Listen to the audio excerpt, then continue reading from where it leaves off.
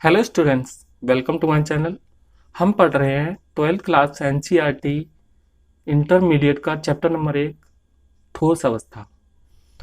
आज के वीडियो में हम पढ़ने वाले हैं ब्रेविज जालक, इकाई सेल में अवयवी कणों की संख्या या प्रभावी कणों की संख्या और इकाई सेल का घनत्व। इन तीन टॉपिकों के बारे में बात आज के वीडियो में हम करेंगे। तीनों ही इम्पोर्टेंट टॉपिक हैं, तो चलिए स्टार्ट करते हैं।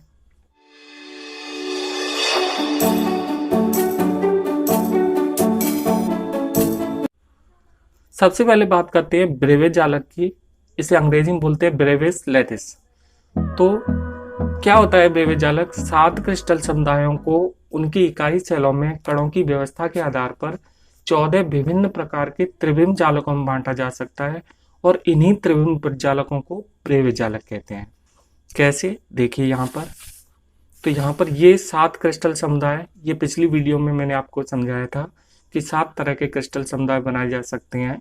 घनीय, द्विसमलंबाक्ष, विषमलंबाक्ष, षटकोणीय, एकंताक्ष, त्रिसमताक्ष और त्रिंताक्ष।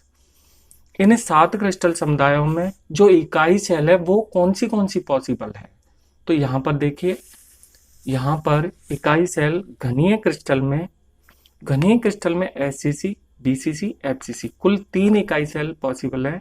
मतलब 3 तरह की इकाई सेल बनाई जा सकती हैं घनीय इकाई सेल।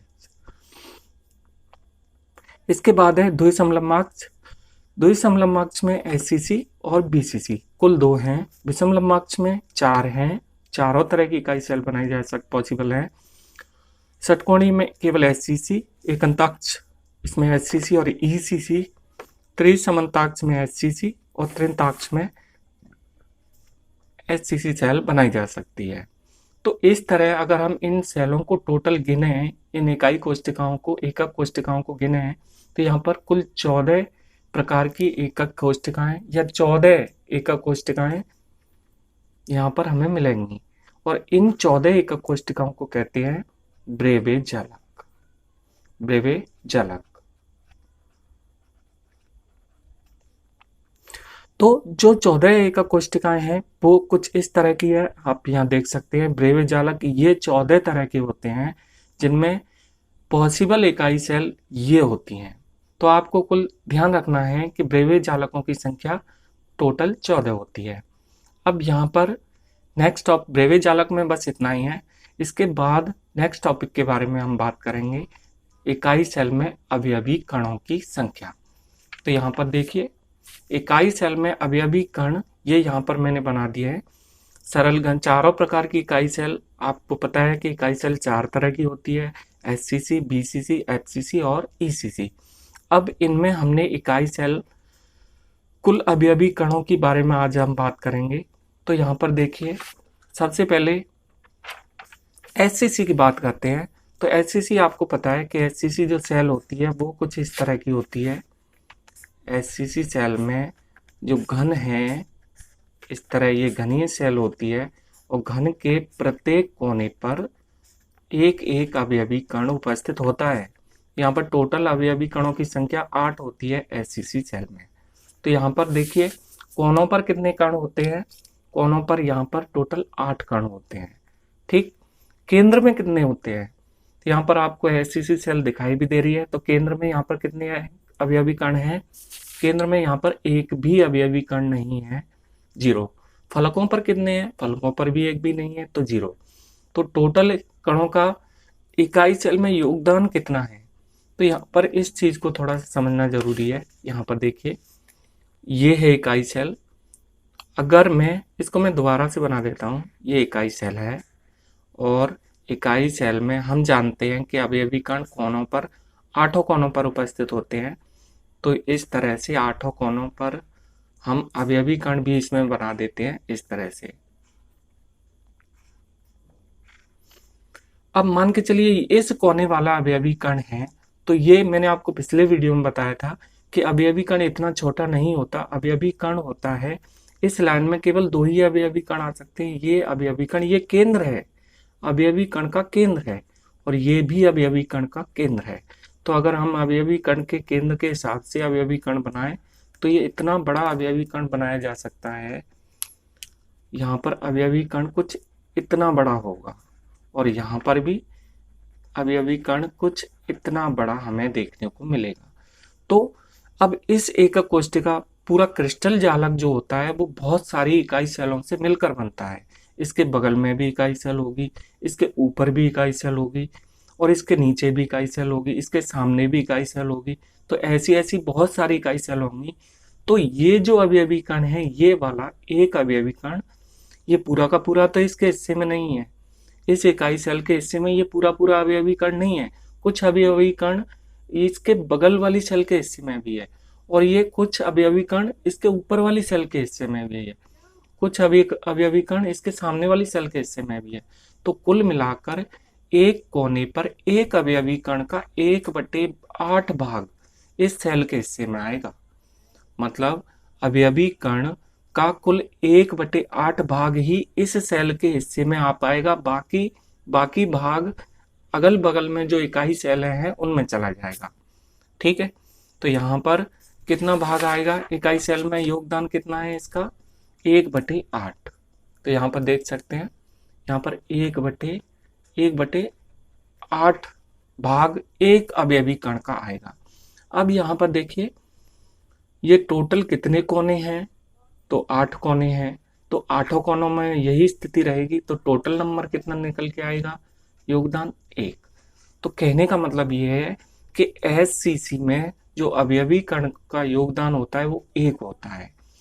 1/8 1/8 1/8 मिलाकर 8 बार, तो टोटल हो जाता है 1। ठीक, अब प्रभावी कण, जो कणों का योगदान होता है उसे ही हम प्रभावी कणों की संख्या कहते हैं। तो प्रभावी कण इसमें माना जाएगा 1। ठीक है, अब बात करते हैं हम अंतः केंद्रित घनी सेल की। तो अंतः केंद्रित घनी सेल कुछ इस तरह की होती है, आप देख सकते हैं। तो अंतः केंद्रित घनी सेल में कोनों पर तो 8 कण होते हैं, लेकिन एक केंद्र में भी होता है, एक केंद्र में अवयवी कण भी होता है। तो यहाँ पर आप देखिए अंतः केंद्रित घनी सेल में एक अवयवी कण केंद्र में भी उपस्थित होता है। तो इसका तो हिस्सा किसी भी सेल में नहीं बटेगा। जो अगल बगल की सेल है ये तो इसका पूरा का पूरा हिस्सा यही सेल ले लेगी। तो इसका मतलब इसके हिस्से में ये पूरा का पूरा अवयवी कण इसी सेल के हिस्से में आएगा। तो यहाँ देखिए, यहाँ पर फलकों पर यहाँ पर एक भी नहीं है, फलकों पर एक भी अवयवी कण नहीं होता बीसीसी में। तो आप देखिए यहाँ पर 1/8 गुणा 8, ये तो कोनों की स्थिति है, टोटल कितना हो गया 1। और केंद्र में एक अवयवी कण, इसके कोई हिस्से नहीं होंगे, तो ये 1, टोटल कितने हो गए 1 और 1 2। तो प्रभावी कणों की संख्या इसमें होती है 2। ठीक, अब यहाँ पर तीसरा देखते हैं फलक केंद्रित घनी सेल। एफसीसी में आप यहाँ देख सकते हैं, एफसीसी में आपको कोनों पर 8 मिलेंगे, 8 अवयवी कण कोनों पर। केंद्र पर आपको एक भी नहीं मिलेगा, एफसीसी में केंद्र पर नहीं होता है। ठीक है, और इसके बाद फलकों पर अवयवी कण आपको 6 मिलेंगे। ठीक, तो यहाँ पर कोनों की स्थिति तो वही रहेगी जो औरों में है, 1/8 गुणा 8 बराबर 1, ये कोनों की स्थिति है। बाकी फलकों की हम देख लेते हैं। तो देखिए यहाँ पर ये इकाई सेल है और मान के चलिए हम किसी फलक को ले लेते हैं, हम एक फलक ले लेते हैं सामने वाला, या फिर चलिए सामने वाला ले लेते हैं, ये वाला फलक ले लेते हैं। अब इस फलक पर एक अवयवी कण उपस्थित होता है इस तरह से। अब ये जो अवयवी कण है इसके जो बगल वाली सेल होगी, इसके बगल वाली सेल उसमें आधा जाएगा और आधा इस सेल में जाएगा। मीन्स यहाँ पर देखिए, मान के चलो यहाँ पर है अवयवी कण इस सेल में, यहाँ पर है, ये फलक है और यहाँ पर है, तो इसके बगल वाली जो सेल होगी उसमें भी तो इसका आधा हिस्सा जाएगा। तो इस सेल में कितना हिस्सा रहेगा इस अवयवी कण का, आधा हिस्सा 1/2। तो यहाँ पर सभी कणों की 6 कणों की स्थिति यही रहती है। तो यहाँ पर देखिए, यहाँ पर रहेगी 1/2, ये स्थिति रहेगी 1/2 गुणा 6, क्योंकि 6 फलक होते हैं, टोटल कितना हो गया 3। टोटल योगदान कितने कणों का हो गया, 1 और 3 4। तो प्रभावी कणों की संख्या इसमें कितने निकल के आई, 4।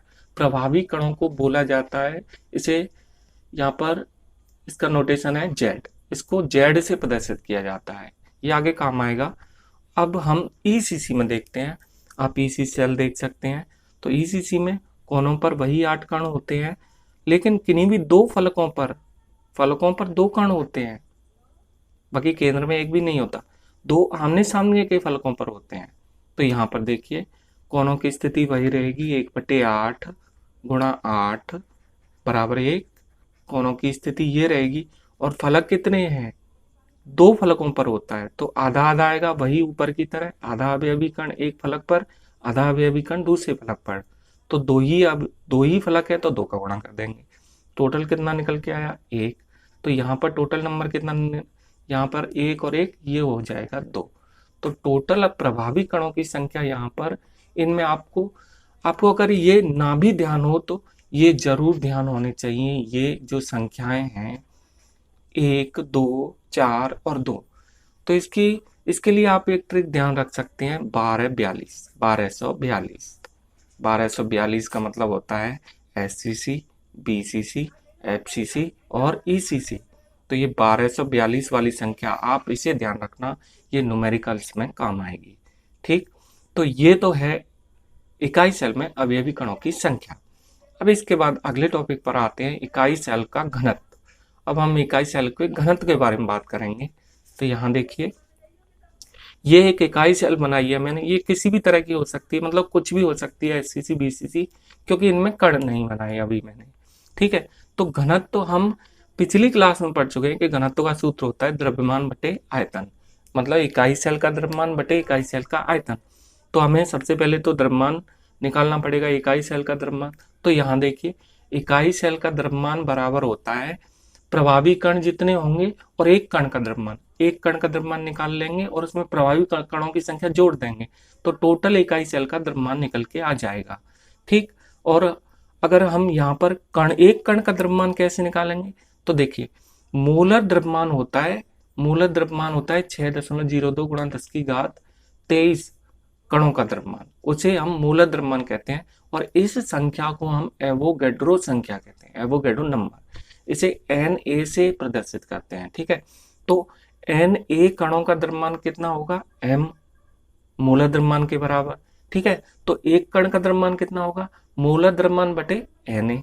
ठीक, तो यहाँ पर इकाई सेल का द्रव्यमान कितना हो जाएगा, Z। यहाँ पर Z देखिए, प्रभावी कणों की संख्या, प्रभावी कणों की संख्या मैंने आपको बताया था Z से प्रदर्शित करते हैं। तो Z और ये वाला M और ये वाला Na, तो इकाई सेल का द्रव्यमान कितना हो गया, Z into M into A। तो यहाँ पर देखिए इकाई सेल का द्रव्यमान क्या हो जाएगा, यहाँ पर इकाई सेल का द्रव्यमान हो जाएगा Z इंटू M बटे Na, ये हो जाएगा इकाई सेल का द्रव्यमान। अब नीचे है इकाई सेल का आयतन। तो यहाँ पर देखिए इकाई सेल का आयतन, चूंकि इकाई सेल किस तरह की होती है, घनाकार होती है, मीन्स घनीय होती है। तो घन का आयतन क्या होता है, घन का आयतन होता है, घन का आयतन बराबर होता है AQ, भुजा का Q। घन का आयतन बराबर, भुजा है यहाँ पर A, तो सभी भुजाएं बराबर होती हैं, तो AQ इसका आयतन हो जाएगा। तो यहाँ पर लिख देंगे इकाई सेल का आयतन AQ, और इसको थोड़ा सा मॉडिफाई करेंगे इस सूत्र को, तो यहाँ पर आ जाएगा Z इंटू M बटे Na इंटू AQ। तो ये है इकाई सेल का घनत्व। इकाई सेल का घनत्व का सूत्र ये है। इस सूत्र को आप अच्छी तरह से याद कर लेना, क्योंकि आगे बहुत सारे न्यूमेरिकल्स में ये सूत्र हमें काम आएगा। ठीक है, अगर हम यहाँ Z की बात करें तो Z यहाँ पर अभी मैंने आपको निकाले हैं कि Z क्या होता है, SCC के लिए 1 होता है, BCC के लिए 2 होता है और FCC के लिए 4 होता है। ये हैं Z के मान। ठीक, तो यहाँ पर आज हमने बात की 3 टॉपिकों के बारे में, इकाई सेल का घनत्व और इकाई सेल में अवयवी कणों की संख्या, जो कि SCC में निकलती है 1, BCC में निकलती है 2, FCC में निकलती है 4 और ECC में निकलती है 2। आपको ये नंबर ध्यान रखना है, 1242। 1242 से हमारा क्या मतलब है, SCC, BCC, FCC और ECC। ठीक, और इसके अलावा और हमने क्या पढ़ा आज, ब्रेवेज जालक। तो ब्रेवेज जालक देखिए, ब्रेवेज जालक ये 14 होते हैं, आप केवल इनको ध्यान रखेंगे, 14 ब्रेवेज जालक बनाए जा सकते हैं। ठीक, तो आज की वीडियो में इतना ही। आगे की वीडियो में हम पढ़ेंगे संकुलन क्षमता के बारे में कि एससीसी में संकुलन क्षमता, बीसीसी में संकुलन क्षमता और एफसीसी में संकुलन क्षमता के बारे में। आई होप आपकी समझ में आया होगा। वीडियो को लाइक कर देना और चैनल को सब्सक्राइब कर देना। आज के लिए इतना ही। जय हिंद।